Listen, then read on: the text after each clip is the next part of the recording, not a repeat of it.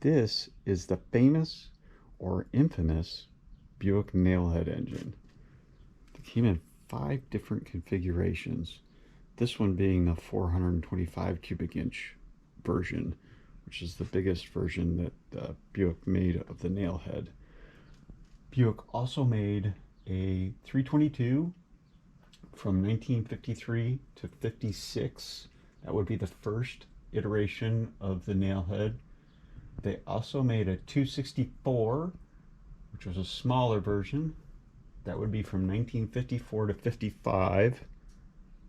They made a 364 cubic inch version from 57 to 61, a 401 cubic inch version from 59 to 1966. That was also labeled the 400 for marketing purposes. And then they made the 425 cubic inch from 1963 to 1966. These are known to be very good on the low torque meter. This particular one, factory rated at 465 pound-feet of torque at 360 horsepower, but they are a low revving engine. Due to the light weight of the springs for the valves, you could not really get these things to rev up too much higher than 4,400 RPM.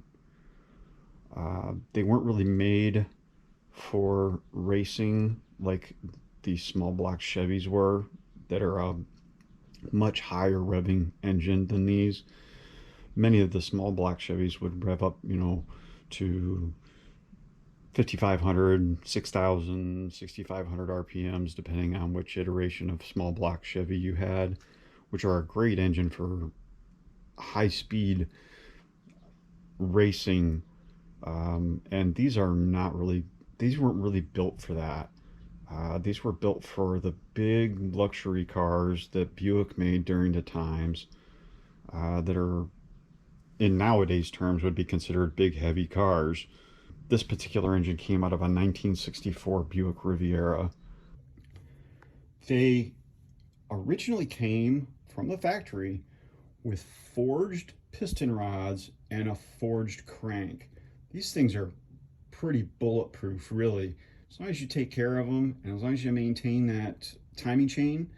One of the downfalls of these engines was the timing chain had plastic teeth on it, the original timing chain. So if you do get one of these and it does run, but you notice that it's never been taken apart, probably a good idea to get a new roller timing chain gear set for it, because the old plastics they used back then, with the heating up and cooling down of an engine, well, generally the teeth and the plastic itself becomes brittle over time. And I'm sure that, being soaked in oil at the same time probably doesn't help with the plastic breaking down. So being that these are an interference engine, it would be a good idea to replace your timing chain when you got it. Probably would be one of the first things I would do if I was going to get an engine I didn't know about and looked to be mostly original, is I would get a new timing gear set and replace that. And then I would also, of course, probably just go ahead and replace all the gaskets. Most of them are just cork, and cork doesn't last forever. This one here, it had the original style cork gaskets on it, but it just had tons of RTV silicone just oozing out at every place.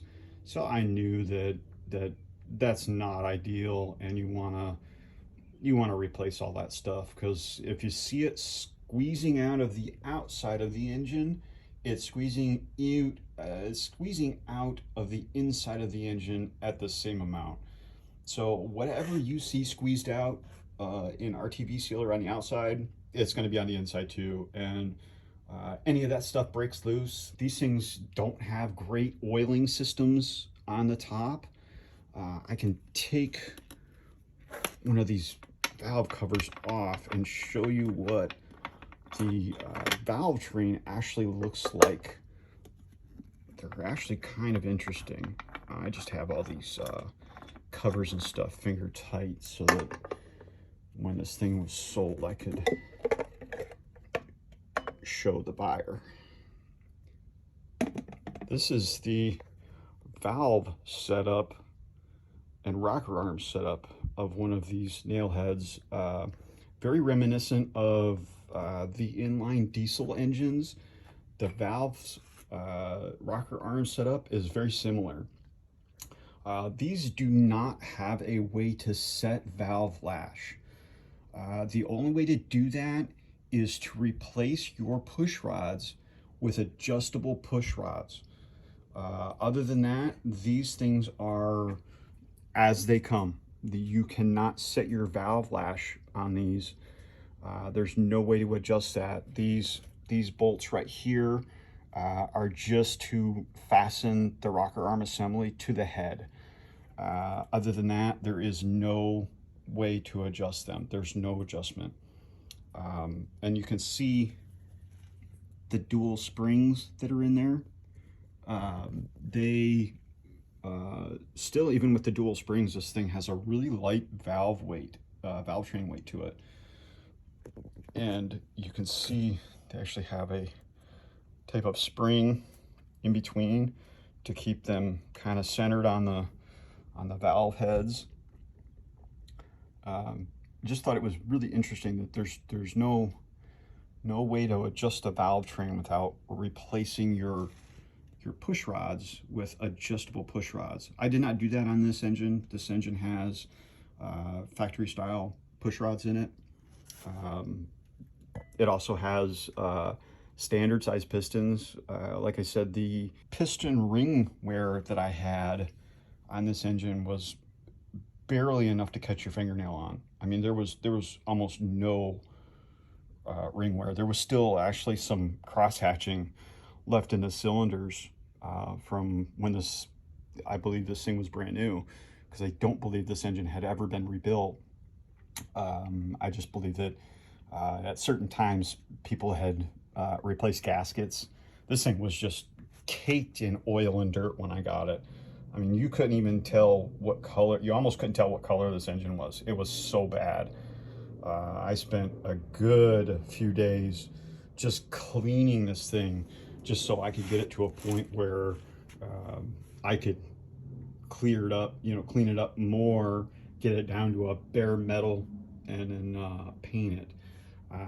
Another thing that probably any of you Buick purists would notice is that this is not actually a Buick color.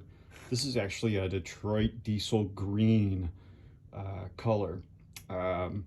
You can get the Buick colors. The Buick color is actually a lot darker green and a lot less blue to it. This has got kind of a lot of blue, almost a turquoise look to it. But